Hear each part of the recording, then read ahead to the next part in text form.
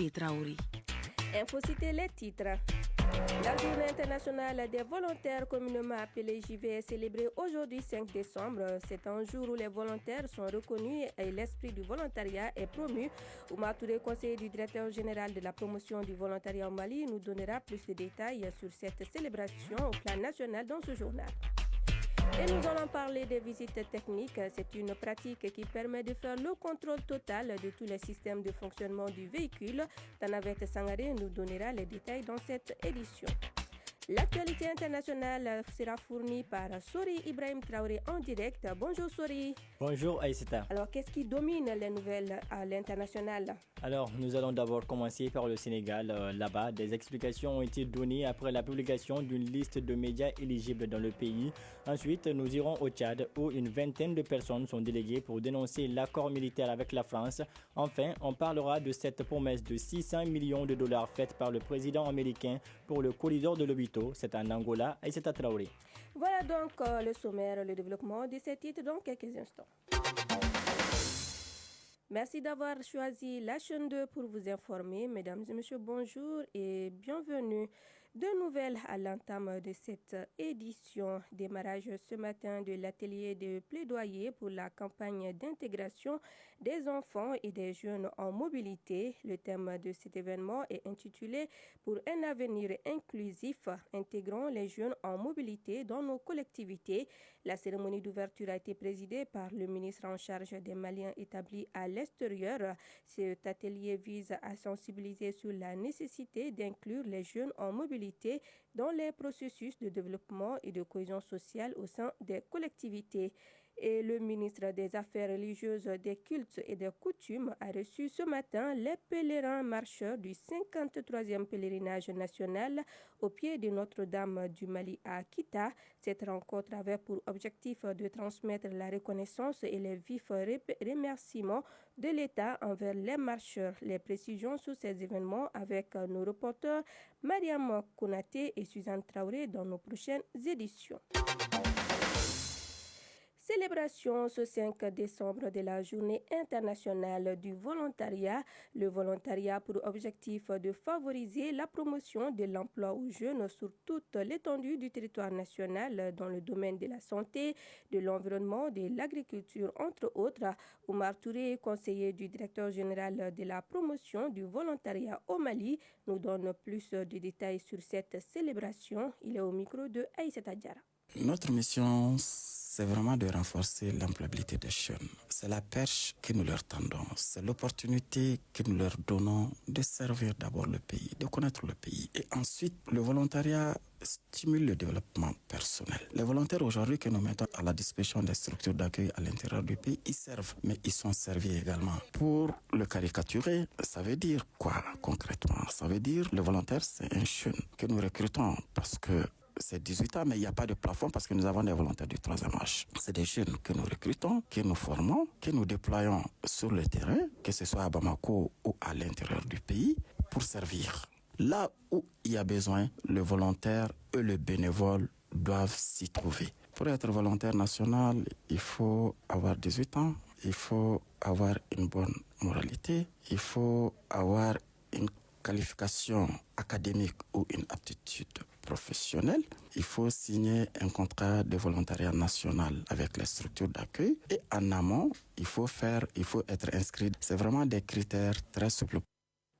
Et la première édition des Journées économiques du Burkina Faso au Mali, organisée par l'ambassade du Burkina Faso, a été clôturée au Centre international de conférence de Bamako. Pendant 3 jours, les opérateurs économiques de la Confédération AES ont échangé dans une ambiance empreinte de fraternité et de solidarité.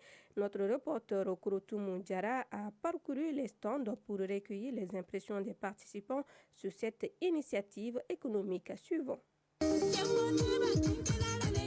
Dès l'entrée dans les stands, une ambiance animée et énergique se faisait sentir. Les exposants venus présenter leurs produits et valoriser leur savoir-faire ont exprimé leur satisfaction face à l'organisation de cet événement. Kadizata Ouedrago, commerçante spécialisée dans les produits locaux du Burkina Faso, a mis en avant les bénéfices de cette initiative. Ça nous honore vraiment, vu que les femmes battantes du Burkina Faso travaillent vraiment. Tout ça, ça permet aux autres pays de savoir ce qu'on fait au Burkina Faso. Parmi les visiteurs, Yara Traoré qui a apprécié et souhaité que l'initiative soit continuelle avec beaucoup d'enthousiasme. C'est vraiment une très très belle idée qui a été conçue pour rassembler au fait tous les entrepreneurs dans plusieurs domaines. Vraiment, pour une première, c'est à saluer au fait. Cependant, en dépit de l'enthousiasme général, la fréquentation des stands n'était pas au rendez-vous. Maxwell Ouedraogo, commerçant. Il n'y avait pas trop de visiteurs. Pour les prochaines éditions à venir, si la publication pouvait être mieux que ça. Sinon, comme c'est une première édition aussi, il faut que remercier le bon Dieu. Cette première édition de la journée économique du Burkina Faso au Mali a permis de mettre en lumière la richesse des produits et les savoir-faire des opérateurs économiques artisans, entre autres, tout en ouvrant de nouvelles perspectives pour les échanges économiques entre les pays de la Confédération AES. Dans le cadre de la Semaine européenne de la diplomatie climatique, Culture L, en partenariat avec la délégation de l'Union européenne, a tenu ce mardi une conférence de presse. C'était pour le lancement officiel de l'édition 2024 du concept Un instant T dans mon quartier, une édition spécialement dédiée au changement climatique et à la préservation de l'environnement. Ibrahima Souri Traoré. Une conférence de presse qui marque le lancement officiel de l'édition 2024 du concept Un instant T dans mon quartier. Prévue du 3 au 21 décembre 2024, l'édition de cette année est spécialement destinée à lutter contre les effets néfastes du changement climatique tout en préservant l'environnement. D'où une implication majeure de la jeunesse qui se trouve au cœur de ce projet. Ibrahim Guindo, directeur exécutif du projet Un instant T dans mon quartier. L'Instant T dans mon quartier est un des dispositifs de culturels que nous avons créé en 2022 afin de pouvoir participer un peu à la cohésion au sein des différents grains de l'émission de télé-réalité L'Instant T. Le projet qui collabore avec la Semaine européenne de la diplomatie climatique est appuyé par la délégation de l'Union européenne. Francesca Niccia, conseillère politique de la délégation de l'Union européenne. Ces jours d'engagement sont liés à des événements internationaux qui sont les COP des Nations Unies sur les thèmes environnementaux et climatiques. Pour cela, nous lançons ces activités de sensibilisation qui visent à travailler aussi pour les opportunités liées à l'adaptation. À cet effet, le grain des jeunes se trouve être la cible parfaite pour mener à bien cette campagne avec des activités de reboisement et d'aménagement d'espaces publics. Nous, Soutra, participants. L'association culturelle et ses partenaires font un excellent travail pour la jeunesse malienne et pour consolider les liens de paix, de sécurité. Abiba, participante. Il ne suffit pas seulement d'étudier, de partir à l'école et d'être dans le bureau, mais comment même faire sa propre prise en charge concernant la communauté. Cette conférence de presse était le lieu d'échange, de débat, de sensibilisation et de réflexion à des potentielles idées permettant de conduire à bon port cette édition spéciale changement climatique du concept qui couvrira cette année les villes de Bamako, Koulikoro et Ségou. À présent, le tour d'horizon de l'actualité internationale. Et nous restons avec vous, Ibrahima Souri Traoré, pour développer l'actualité internationale. Bonjour. Bonjour, Aïseta. Nous commençons au Sénégal où le directeur de la communication donne des explications après la publication d'une liste de médias éligibles dans le pays. Selon le ministre de la Communication, les médias qui ne figurent pas sur cette liste ne pourront plus imprimer ou émettre dans le domaine de l'information. À ce jour, sur 380 dossiers déposés, 112 ont déjà été validés. Pour sa part, le directeur de la Communication explique que certains ont été recalés parce qu'ils n'avaient tout simplement pas fait la demande. Pour d'autres, la licence d'exploitation n'est pas à jour ou alors il leur manquait une autorisation préalable. Et au Tchad, une vingtaine de personnes déléguées pour la dénonciation de l'accord militaire avec la France. En effet, le gouvernement a mis en place une commission spéciale chargée de la mise en œuvre de la dénonciation de l'accord de coopération militaire franco-tchadien issu en grande partie du gouvernement et de la présidence. Ces délégués sont chargés du suivi de la décision du président Mohamed Idriss Déby mettant un terme définitif à l'accord militaire qui soutenait la présence de soldats français sur le territoire tchadien. Un accord désormais qualifié d'obsolète et sans plus-value par le chef de l'État, Mohamed Idriss Déby. Et en Angola, le président américain Joe Biden promet 600 millions de dollars pour le corridor de Lobito. C'est exact. Lors de sa visite dans le pays, le président américain Joe Biden a dévoilé un montant en plus pour le projet ferroviaire du corridor de Lobito, s'élevant à une somme de 600 millions de dollars, soit plus de 374 milliards de francs CFA environ.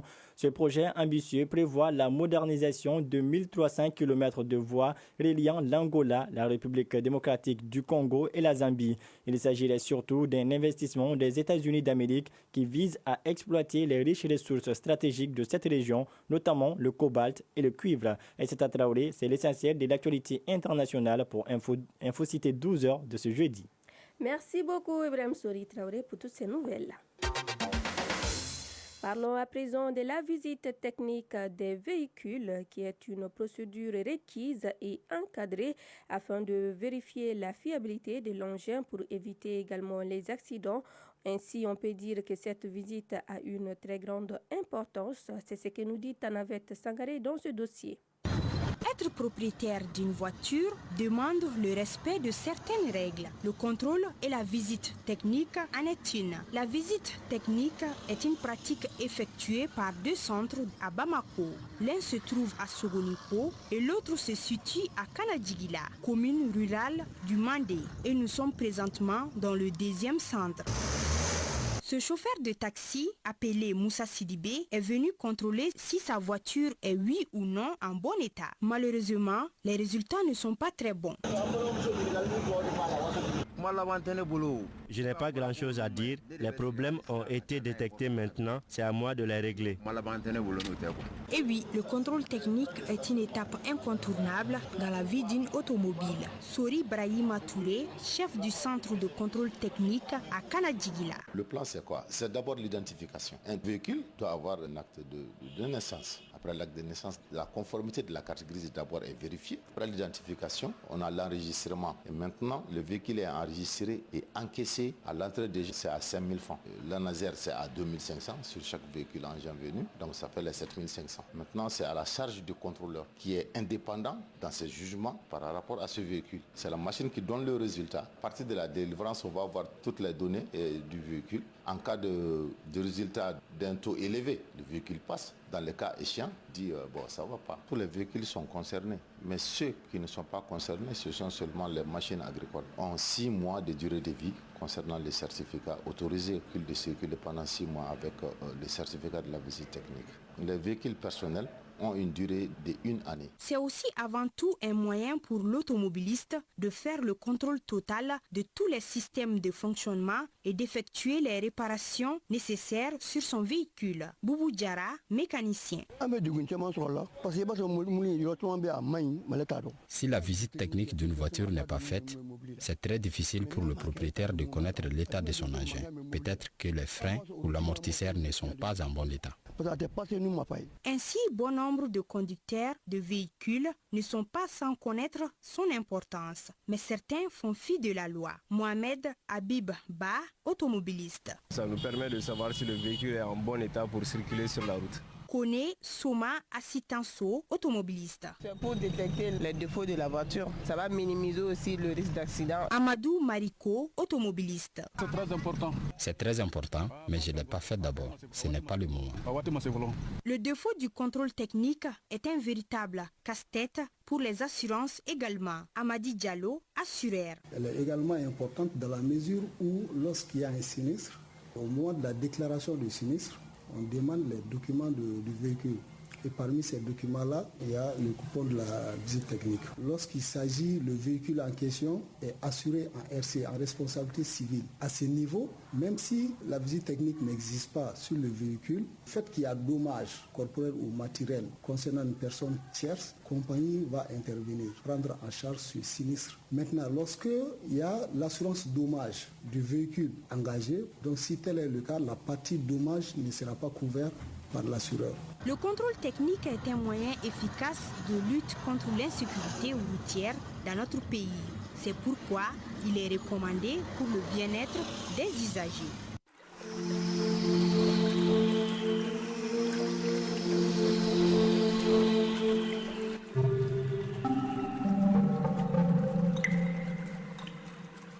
La météo avant de boucler cette édition, le thermomètre affiche en ce moment 31 degrés sur Bamako et environ. La maximale attendue sera de 34. Le soleil se couchera à 18h passé de 6 minutes. C'est la fin de cette édition qui vous a été présentée par Aïssata Traoré en complicité avec Ibrahim Souri Traoré, une réalisation de Fatmata Togola, Kouroutou Moundjara, mise en nom de Malik Konsaï, en mise en ligne Badi Touré, coordination Seydou Traoré, Djefa Diara. Grand merci à vous de nous avoir suivis. Très bonne suite de nos programmes.